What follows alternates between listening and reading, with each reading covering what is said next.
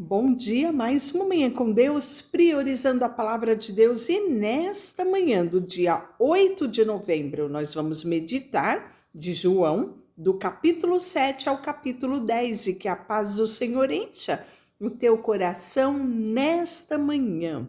A incredulidade dos irmãos de Jesus, Jesus enfrentou também dificuldades em relação à sua família.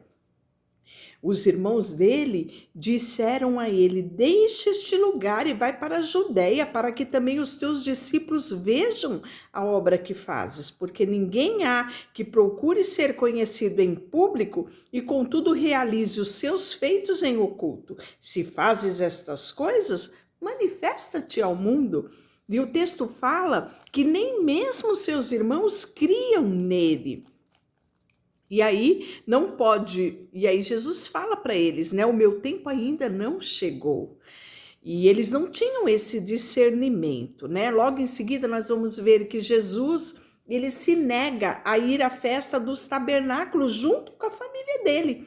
Por quê? Porque ele sabia, né, que não era chegado o momento e já havia uma grande revolução de pessoas que queriam prendê-lo.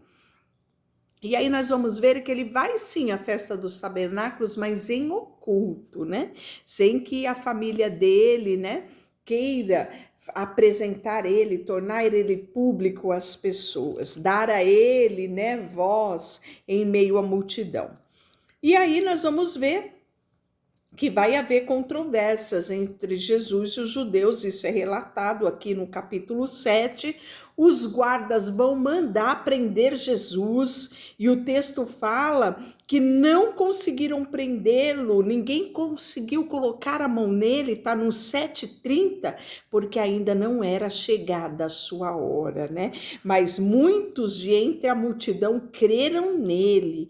Quando vier o Cristo, fará porventura maiores sinais do que este homem tem feito? Então já havia, né, um público que entendia que Jesus era o Filho de Deus. E aí nós vamos ver no versículo 37 do capítulo 7, ele diz assim: no último dia, no grande dia da festa. Qual a festa? A festa dos tabernáculos, que foi instituída lá em Levítico 23.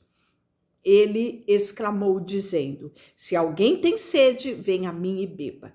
Quem crer em mim, como diz as escrituras, do seu interior fluirão rios de água viva. Rio este profetizado pelo profeta Ezequiel, lá em 47:1, por Zacarias, no capítulo 14, versículo 8, né? Isso ele disse com respeito ao Espírito que havia de receber, os que nele crescem, pois o Espírito até aquele momento não fora dado, porque Jesus não havia ainda sido glorificado. Então, os que dentre o povo tinham convívio, ouvido também esta palavra, dizia: este verdadeiramente é um profeta. E outros diziam: ele é o Cristo. E outros, porém, perguntavam: porventura Cristo virá de um galileu, né? Não diz a escritura que o Criador veio da descendência de Davi, da aldeia de Belém, de onde era Davi? Assim, houve uma dissensão entre o povo por causa dele. Alguns dentre eles queriam prendê-lo, mas ninguém lhe colocou a mão. E aí, nós vamos ver, no capítulo 8, é o texto da mulher adúltera, né? Um dos textos mais conhecidos na Bíblia, né? Muitas pessoas falam desse episódio, que Jesus foi para o Monte das Oliveiras de madrugada, voltou novamente para o templo e todo o povo ia ter com ele, se assentava-se e ali ele ensinava. Os escribas e os fariseus trouxeram à sua presença uma mulher surpreendida em adultério e fazendo-a ficar no meio de todos, disseram a Jesus: mestre, essa mulher foi apanhada em flagrante de adultério e na lei de Moisés que tal mulher seja apedrejada. Tu, pois, o que dizes, né? Então, eles vão confrontar Jesus com a lei de Moisés. Esta lei está lá em Levítico, capítulo 20, versículo 10, em Deuteronômio 22 a 24. Isso eles diziam tentando para ter o que acusar Jesus, mas Jesus, inclinando-se, escrevia com o dedo na terra. Como insistissem na pergunta, Jesus se levantou e disse: aquele dentre vós que estiver sem pecado, seja o primeiro a tirar a pedra. E todos se inclinaram e Jesus continuou a escrever no chão. Mas ouvindo eles a resposta e acusados pela sua própria consciência, foram retirando-se um a começar pelos mais velhos até aos últimos, ficando só Jesus e a mulher no meio onde estava. Erguendo Jesus os olhos e vendo a ninguém mais além da mulher, perguntou-lhe: mulher, onde estão os teus acusadores? Ninguém te condenou? Respondeu ela: ninguém, Senhor. Então ele lhe disse: nem eu tampouco te condeno. Vai e não peques mais. E aí Jesus vai declarar, né, a luz do mundo. Olha que lindo. De novo lhes falava Jesus dizendo: eu sou a luz do mundo, e quem me segue não andará em treva, pelo contrário, terá a luz da vida.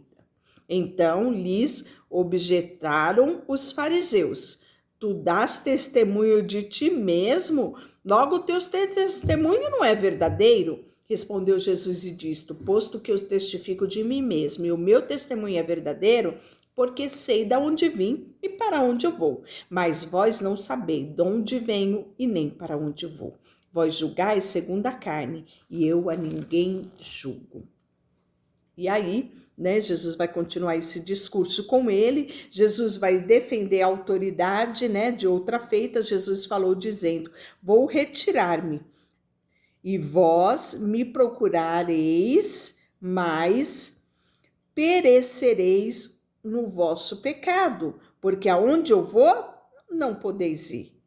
Então diziam os judeus: terá ele acaso a intenção de se suicidar-se? Porque diz: para onde eu vou, não podes ir? E prosseguiu: vós sois cá de baixo, e eu lá de cima. Vós sois deste mundo, e eu deste mundo não sou.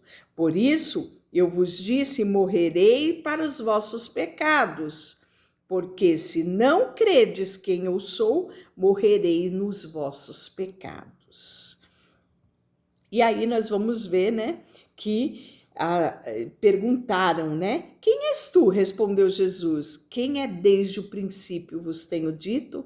Muitas coisas tenho a dizer a vosso respeito e vos julgar, porém aquele que me enviou é verdadeiro, de modo que as coisas que dele tenho ouvido, essa digo ao mundo. Disse-lhe, pois, Jesus: quando levantardes o Filho do Homem, então sabereis que eu sou o que nada faço por mim mesmo, mas falo como o Pai me ensinou. Dita essas coisas, muitos creram nele. Depois disso, Jesus e os judeus que haviam crido nele: se vós permanecer na minha palavra, sois verdadeiramente os meus discípulos. E se conhecer a verdade vos libertará, né? Que coisa extraordinária. E aí Jesus vai fazer aqui uma comparação, falando que o escravo, ele fica sempre na casa. O filho, né? Que o escravo, ele pode ou não ficar naquela casa, mas o filho não, ele pertence àquela casa, né? E aí Jesus vai falar sobre isso. Bem sei que sois da descendência de Abraão, contudo, procurais matar-me, porque a minha palavra não está em vós, né? E aí Jesus mais uma vez vai confrontá-lo. Qual é a razão? Porque não compreendeis a minha linguagem? É porque sois incapazes de ouvir a minha palavra. Vós sois do diabo, que é o vosso pai.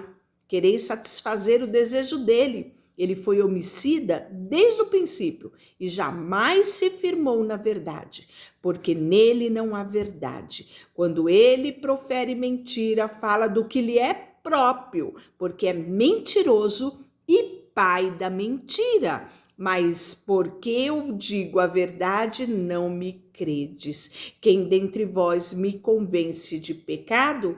Se vos digo a verdade, por que razão não me credes? Quem é de Deus, ouve a palavra de Deus, por isso não me dás ouvido, porque não sois de Deus. Respondeu-lhe, pois, o judeu e disse, porventura não temos razão em dizer que és samaritana e tens demônio? Explicou Jesus, eu não tenho demônio, pelo contrário, honro meu Pai, e a vós me desonrais. Eu não procuro a minha própria glória, a quem a busque e julgue. Em verdade vos digo que se alguém guardar a minha palavra, não verá a morte eternamente. Né? E aí eles vão entrar num conflito, porque não vão entender essas verdades espirituais. Verdades espirituais você entende no espírito e não com o intelecto humano, né? E eles não podiam entender isso, e vai haver um confronto terrível. Continue lendo que você vai ver. E aí tem a cura do cego de nascença, né? E aí muitos perguntam, foi o pai dele que pecou, a mãe, o avô, né? E aí Jesus fala, não, ninguém pecou, não foi, né? Isso não é o objetivo. Olha, isso aqui é para manifestar nele as obras de Deus. É necessário que façamos as obras daquele que me enviou, enquanto é dia e a noite não vem, quando ninguém pode trabalhar. Enquanto estou no mundo, sou a luz do mundo. Que coisa extraordinária isso, não é?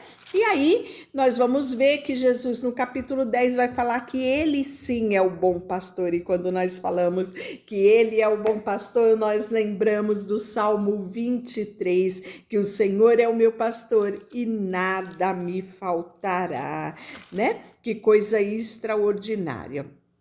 E nós vamos ver na festa da dedicação o interrogatório de Jesus, né? Amanhã nós vamos falar da ressurreição de Lázaro. Deixa eu orar por você. Senhor, nesta manhã, colocamos diante de Ti o nosso coração, a nossa vida.